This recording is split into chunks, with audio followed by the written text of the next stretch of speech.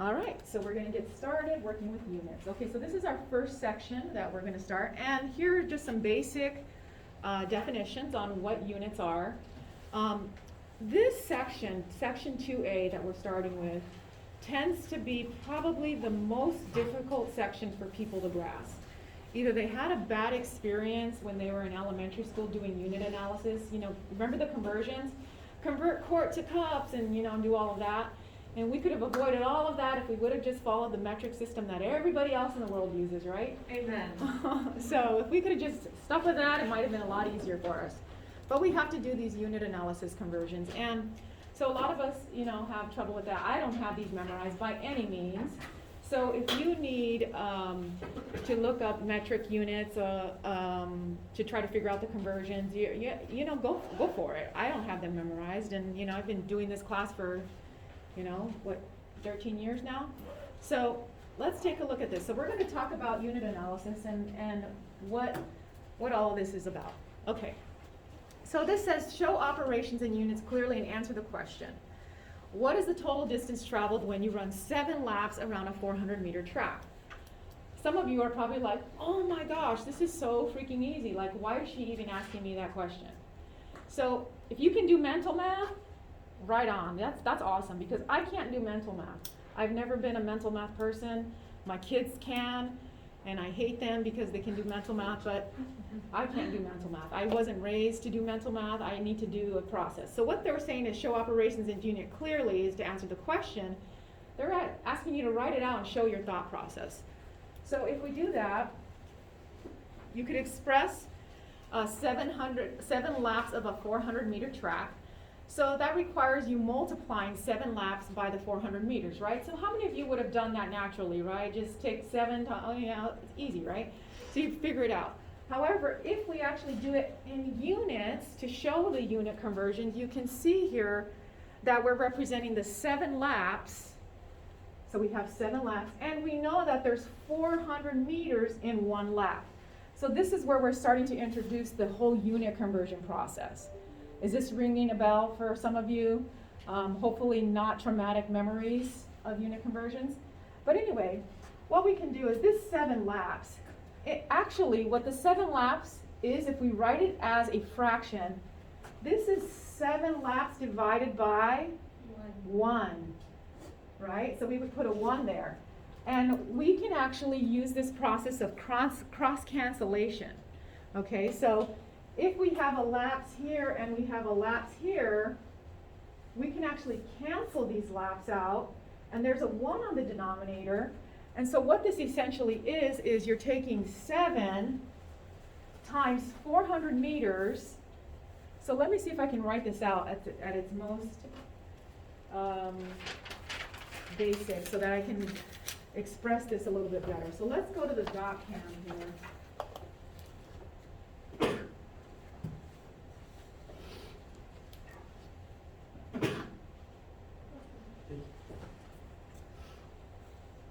Okay, so what this really is 700, is that right? Okay, so 700, and this is laps. This is really divided by 1. And then we're going to say, well, let's multiply that by, if there's 400 meters in 1 lap. The goal of when you're doing these is to be able to cross cancel and get the metric that you want. Okay, so now what we're essentially doing is we're taking, 7, should be 7 times 400, and the laps cancel, so we essentially have 2,800, and there's still a 1 on the bottom, right? But you can just, that's an invisible 1, so that actually equals 2,800 meters. Now again, this process that we're doing here is more the lengthier process to actually show the complete unit analysis. If you can do this in your mental math, totally fine. I just wanted to show you the whole unit analysis, because when we get to the problems that have a chain of conversions, then it becomes important to be able to understand what we're doing and what needs to cancel. A lot of times students will ask me, Well, how do you know what goes on the top and what goes on the bottom? Well, you have to first know what question you're trying to answer, what metric do you want at the end, what unit do you want, and then work from there. And the goal, again, is to be able to cancel the numerator and the denominator, those units, in the numerator and the denominator. Okay, so that was a relatively straightforward example, but let's take a look at some further ones. And this example is also in your book, but some key words. Whenever you hear the word per, that means division. So when we say miles per hour, when you're doing unit conversions, don't write miles per hour like you're familiar with writing it. How many of you are familiar with writing miles per hour as NPH? Right? NPH, because that's how we're used to doing it. When you're doing unit analysis, you're going to want to make sure to write it as miles divided by hour. Because let's say we're going to convert from miles to hour to kilometers per minute or something, right? So we want to make sure to express that miles per hour as miles divided by hour in unit analysis. Outside of this course, if you're doing something else, feel free to express miles per hour however you want. But when we're doing unit analysis, you'll want to make sure to express it as miles divided by hours. Whenever it says of, or you see a hyphen, that, for example, kilowatt hours, that denotes multiplication. Square, you'll hear me say square a lot, x squared, 3x squared. That means it's raising something to the second power. So feet times feet is feet squared or square feet. So you probably hear that a lot. Oh, it's this many square feet. Your house is this many square feet. Well, what they're doing is they're taking footage times a footage to get the square feet, or the feet squared. Cubic or cube is raising it to the third power. Okay, so the conversion factor is where we get into the unit analysis. So conversion factor is just the statement of equality that's used to convert between units. So some conversion factors, so we have 12 inches in 1 foot, or 12 inches divided by 1 foot equals 1, or 1 foot divided by 12 inches equals 1. All of this information is going to be dependent upon how you decide to use it. So if we know that there's 12 inches in a foot, or 1 foot there's 12 inches, then we can use this. And again, a lot of students will say, well, how do I know which one to use? It's depending on the problem that you're trying to solve. If I wanted to go, if I had this question and I said, okay, I have 36 inches and I need to know how many feet that's going to be, well, this one gives me feet on the denominator. I don't want feet on the denominator. I need feet in the numerator. So I would know I would want to use this conversion because I'm giving 36 inches. So then I would type 36 over here, IN, the inches would cancel, and that would give me the number of feet, right? So that's how you would be able to show the complete unit analysis. Again, if we know that there's 24 hours in a day, or one day there's 24 hours, we can actually go from hours to days, building up to days, or we can go from days all the way down to seconds using our unit conversions. And again, it depends on what you're trying to solve for, and the goal is to end up having that metric that you're looking for in the denominator. In the numerator, in the top number. If we were looking for miles per hour, then we would want miles in the top, hour in the bottom. If we were wanting feet, we would want to use the conversion that gives us feet in the numerator.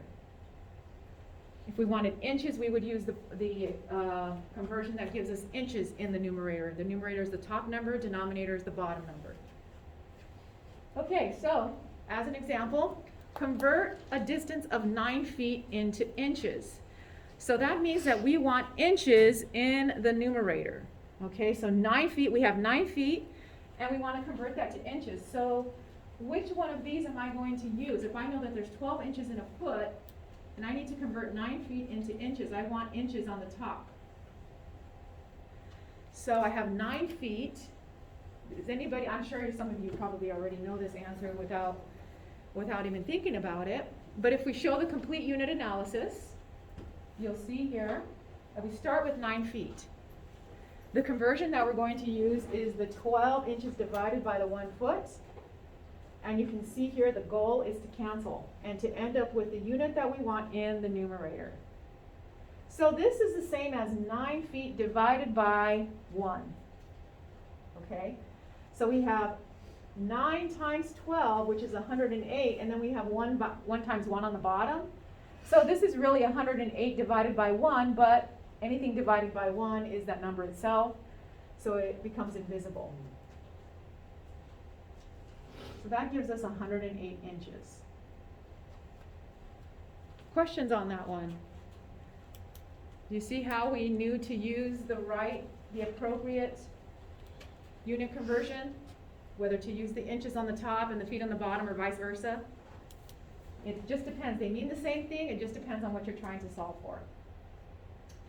Here's an example of when you would have to use a chain of conversions. These are ones that become really, really lengthy. So it's summer vacation, 94 days without a single assignment. That means 2,256 hours, 135,360 minutes, or 8,121,600 seconds. And that's the conversion all the way down from days to seconds. And they used a unit conversion process for that.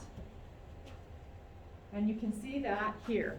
So we start with 94 days.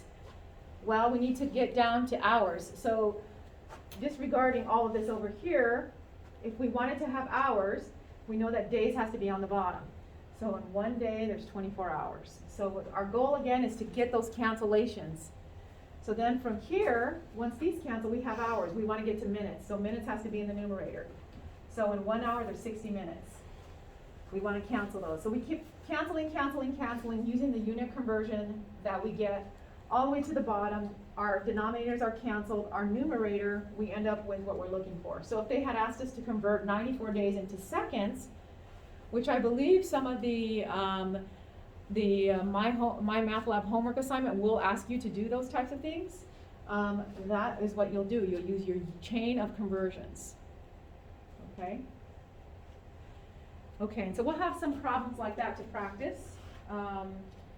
Okay, this is a concept that sometimes is a little bit difficult to understand. So let's see, so please feel free to stop me when we're going through this if it doesn't make sense. When we have conversions with units raised to powers, the best way to do that is to start at the single exponent. So for example, if we wanted to know how many square feet or how many feet squared were in a square yard, or 1 yard squared, how they have it depicted here. The best thing to do is always start at the most basic. If we know that in 1 yard there's 3 feet, and they're asking us how many square feet are in 1 square yard, okay? The best thing again is to always start at the very, very basic. We know that there's 1 yard and 3 feet, and then what they've done is a little bit of algebra. Sorry that we're introducing a little bit of algebra here, but we won't do too much of it. However, what they've done here is they've squared it. So if I take 1 yard and I square it, meaning that's 1 yard times 1 yard, right? So now I have 1 yard squared, 1 yard times 1 yard. Now, instead of yards, let's use the conversion for yard. 1 yard is 3 feet. So 3 feet times 3 feet, 3 times 3 is 9, feet times feet is feet squared, or square feet. So if the question was, how many square feet are in 1 square yard, then we know that that's 9 square feet, or 9 feet squared, as they've written it here. So the best thing to do, again, when you're given these types of questions, and you'll probably see something like this on your homework, is to start from the most basic. If I asked you how many square inches are there in 3 square feet or whatever, let's start from the very, very basic. In 1 foot, there's 12 inches. You know, you go from there and use those conversions to do that. Let's see if we have another problem that we can look at here. Okay, so we don't have another problem like that particular example, but we're going to do conversions with units raised in power. So cubic, squares. So here, how many cubic yards of soil are needed to fill a planter that is 20 feet long by 3 feet wide by 4 feet tall? Something that's interesting about this is notice that normally when we do area is length times width, right? Notice that they gave us 3 measurements here. Does anybody know what they're asking us for then? It's not area, it's something else. It's called volume. Yes, it's called volume. They're giving us three things, three metrics. So when we're filling a pot of soil, we're filling it with volume. It's not just the area. We're filling it. So it's a volume metric. And you can tell, too, one of the giveaways is that they're giving me three pieces of information. They're saying 20 feet long, by 3 feet wide, by 4 feet tall. So if I have three dimensions, volume is length times width times height or depth. So in this case, I'm going to be taking 20 feet by 3 feet by 4 feet. When I take feet times feet, I get square feet or feet squared. When I take feet times feet times feet, I get feet cubed or cubic feet. And that's going to be volume. So let's take a look at that. It's 240 cubic feet or feet cubed. Okay, so generally speaking, when you're taking area, you're going to have a square metric. So square feet, feet squared, inches squared, yards squared. Whenever you're doing a volume, it's going to be cubic to the third power. Because a volume is 3 units multiplied. Square or area is 2 units multiplied.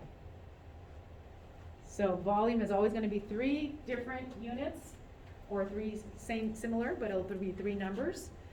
And area is always going to be 2. Okay, so what does he want us to do this now? Okay, so I guess we're going to convert this. Okay, so if we know that in 1 yard is 3 feet, so I guess we're going to convert this to cubic yards. Is that what we're doing? Okay, so 1 yard is 3 feet.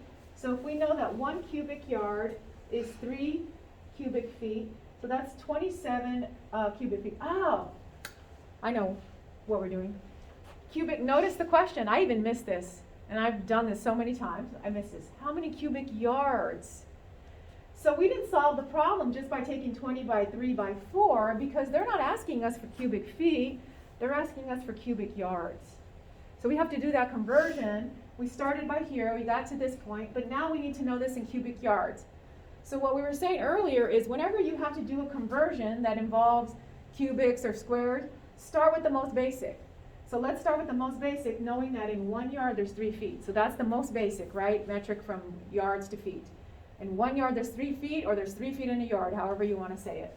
So now if we take 1 yard and we raise it to the third power, that's going to give us 1 cubic yard. So let's show the math on that one.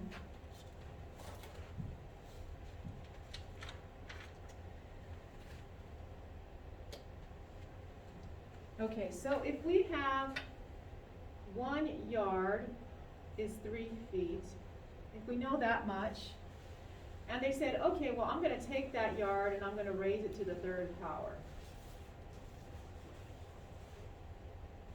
What this means is 1 yard times 1 yard times 1 yard. And this means 3 feet times 3 feet times 3 feet. Okay, so here, 1 times 1 times 1 is 1. So we'll have yard times yard times yard is yard to the third power. And this, 3 times 3 times 3 is 27. And this is going to be feet to the third power. So now I can actually use this in my conversion because my volume was in cubic feet, wasn't it? Now I can use that conversion, move back to my example. And since we have 27 cubic feet in a yard, well, how do we know if the 27 feet should be on top? Cubic feet versus and the 1 yard. Why didn't we do it that way? Because we're looking for the yards, so it needs to be in the numerator. Yes, exactly, Michelle. So that's right, Michelle? Okay, so yes, we want to cancel these, so we cancel those. Again, there's an invisible 1 here. So if you need to see that fraction, just draw a line and put a 1. Okay, and then 240 times 1 is 240, divided by 1 times 27. So that comes out to approximately 8.9. Now, again, we wanted cubic yards, so we would use the metric the way, because we could have actually flipped this as well, but that would have given us feet to the 6th power, right? Right, because we would have feet cubed times feet cubed over 1 yard cubed, and we wouldn't have been able to cancel. So the goal is to cancel, end up with your metric in the numerator, and so that's why we used that version. So 8.9 cubic yards is our final conversion. And in the My Math Lab homework, it will tell you how many decimals of precision. So if this had been 8.934, and they said use hundredths, you would have said 8.93. So pay attention when you're doing the homework, because it'll mark you wrong if you don't go to the right level of precision that they're asking for. And then you'll say, oh my gosh, I thought I was right. Like, what am I doing wrong? It might not necessarily be the math that you're going through. It might just be the rounding. So always check that first. Okay. Now, if we knew the length, what a furlong was. So anybody ever been to the Kentucky Derby? Anybody interested in horse racing? I've never been. I would like to go just for kicks and giggles, but never been. So apparently they measure this race in furlongs. So how long is that race in miles? Well, I don't know about you, but I have no idea how long a furlong is and how many miles that is. But we can actually look that up, and in the book we actually have that information as well. So they tell us that if we refer to a table, it's probably not this right page again because it's a different edition, but there's a table in there that tells us that 1 furlong is 1/8 of a mile. 1/8 of a mile is approximately 0.125. So we take 1 divided by 8, it's 0.125. When we're doing metric conversions, I like that they converted it to a decimal, because when we're doing metric conversions, when you're starting to get into using fractions, when you're doing metric conversions, it can get really, really complicated with remembering the rules to change to division, switch to multiplication, flip the numerator, flip it. So it's easiest just to convert to a decimal. In your tables, if you're ever given a fraction, so like if it says 1/4 of a mile or something like that, change it to 0.25. So instead of using the 1/4, just because when you're doing the math through the process, it can become a little bit cumbersome and complicated. So let's just stay away from the fractions. Okay, so 1 furlong is 0.125 miles, or 0.125 miles is 1 furlong. So which one are we going to use? It depends. They're asking us how long is the race in miles. So we want to end up with miles in our numerator. So we're going to use this one. And you'll be able to confirm that when you start doing the cancellation. You'll see that things start to cancel. So if we have 10 furlongs, and we know that the metric conversion is 0.125 miles and 1 furlong, we can cancel these. And again, there's an invisible 1 under that numerator on the left. There's 10 over 1. So I have 10 times 0.125 divided by 1 times 1. And that gives me 1.25 miles. So it's about 1 1/4 miles, that Kentucky Derby race.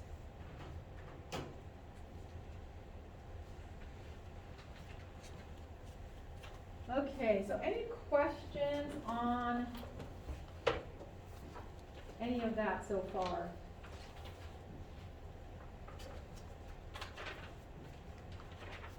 Again, the reason why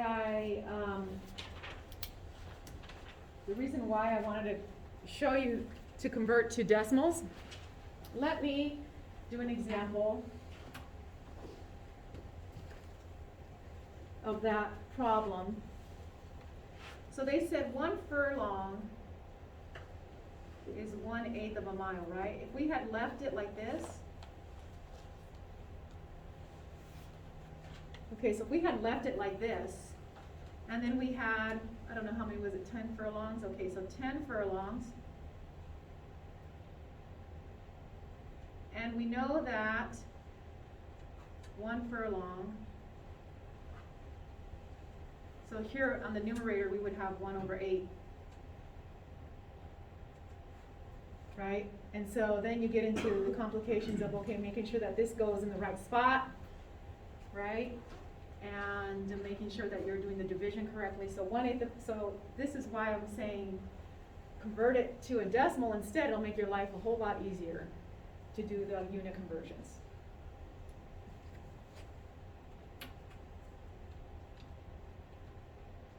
Okay, International Metric System was invented in France in the late 18th century for two primary reasons: to replace many customary units with just a few basic units, and number two, to simplify conversions through the use of a decimal base 10 system.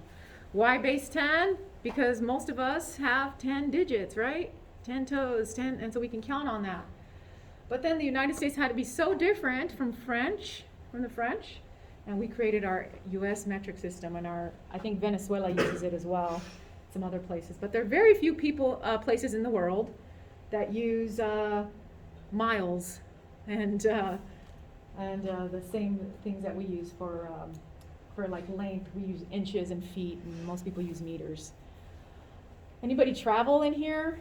Yeah, so you probably have to do those conversions, right? Okay, so a meter is the international meter for length, and we use an M for that. Kilogram is for mass, so when you get weighed, usually they may measure you in kilograms. Second, that's international, so that's good. Second, we use for time. And then liter is for volume. Okay, so liter is volume, which is, again, different from what we use. So, in the book, there will be some tables for you to look at that. Here, this is a common metric prefixes. This is really for informational purposes only. You don't need to memorize it or anything. But you can see what deci means. 10 to the negative 1 means 1 over 10. Centi is 10 to the negative 2 or 1/100. So there's a table for you to reference if you'd like to look at that and to understand what those prefixes mean mathematically. If we wanted to convert 2,759 centimeters to meters, here's where this comes into play, where we were doing that when we were younger. So we would have to know that how many meters or how many centimeters are in a meter. Well, typically I would probably not even look up the conversion and say, oh, 10 to the negative 2, that's 1 over 100, or it's 100. We just say, I know that there's 100 centimeters in a meter, so we can go ahead and do that conversion. And you're more than welcome to refer to those. You can go online and Google the metric conversions to figure out. Now, what I would recommend is that you can get the unit conversions, but try not to just go online and Google and say, okay, Google, how many centimeters are in 1 meter? Or you know what I mean? Don't get the answer. At least try to, you can look up these parts, but at least try to do the math piece. Okay? So here, we're aiming to cancel the centimeters. So you can see that we end up with 2759 times 1, and then there's a little 1 here. So we'll have 1 times 100. So in our denominator, so what we're doing to get this is taking 2759 divided by 100. Okay? And a quick trick is whenever you're dividing by 100, you just move the decimal place over 2 places to the left. If you're dividing by 10, you can move it over to 1 place to the right. Or if you need to do the full math, that's okay too. Okay, a marathon running race is about 26.2 miles. How far is that in kilometers? Okay, so if we know the conversion, that there is approximately 1.6 kilometers in 1 mile, we want to know kilometers. So notice that they're not giving us the fractional conversion now, so we have to figure out how to put it in the fraction form. So they're just giving us the conversion. So we have to figure out how to put it. So does the kilometers go in the numerator? Does it go in the denominator? What do we do here? How do we do that? So we start with 26.2 miles. Do we put 1 mile in kilometers in the bottom? What do you think? We're trying to find kilometers. We know that this is our conversion. Okay. So we're looking for kilometers. So what I was asking is, how do you know if you could put the miles on top and the kilometers on bottom? Well, we're trying to solve for kilometers, right? So if we know this is true, we put the kilometers on the top, the miles on the bottom, and then we use our cross cancellation. And we end up with 26.2 times 1.6093. And that comes out to approximately 42.2 kilometers. Usually I roughly double things to be, I mean, that's probably a really bad rough estimate though, but if I'm just trying to get a gauge, it's a little over 1.5, or I do 1.5. Okay, Fahrenheit, commonly used in the United States. Again, another conversion unit that the rest of the world doesn't really use. But in the United States, the water freezes at 32 degrees and boils at 212. The rest of the world uses Celsius. Yes, the rest of the world. And this makes sense to me. I don't know about you, but water freezing at 0 degrees just makes sense. So, and the boiling point is 100. I just love that so much better than the Fahrenheit. Okay, so we can do some Celsius and Fahrenheit conversions. You'll have some problems like this. Kelvin scale. Kelvin, any of you taking chemistry or have taken, you're probably using Kelvin scales, right? Kelvin corresponds, the 0 point corresponds to negative 273.15 degrees. Temperature of 0 Kelvin is known as absolute zero. So basically you can see the temperature scales here for Fahrenheit, Celsius, and Kelvin. And then we also have some formulas that you can take a look at, and you're free to use these formulas. Again, a lot of the quizzes and exams you'll be doing outside of class, so I mean you can get help on it. Just don't have the person actually do everything for you, because you're not getting the benefit of it, right? But you're able to do all of this. You can refer to these formulas, online. Not a ton of memorization. The important point for these is to understand the concept, not to necessarily memorize formulas and everything. How to apply them, what it means, what does your output mean when you get it. So for here we're having average human body temperature is 98.6. So well, what's that in Celsius and Kelvin? Well, you don't have to memorize, for me, you don't have to memorize the Celsius and Kelvin. You can just take these formulas. If I know that Celsius, I take Fahrenheit degrees, I subtract 32, and then I divide that by 1.8. I'll get my Celsius. If I want Kelvin, I take my Celsius degrees that I got here and add 273.15. Okay, so let's do just that with what we had. 98.6. This is our Celsius. So a regular temperature, body temperature, is 37 degrees Celsius, is normal. In Kelvin, we need that Celsius degree in order to convert to kelvins. Because if you saw, the Kelvin says it takes Celsius plus 273. So we needed that Celsius in order to convert to kelvins. So we take our Celsius degrees that we got in our previous conversion, add the 273, and then we get our kelvins. I don't know that you'd ever need to measure your temperature in kelvins, but there you have it. Okay, so what questions do you have for me on conversions? Was this helpful to you in explaining the unit conversions? And some of you, if you're probably sitting there bored to tears, hang in there. We'll get to more substantial information later on.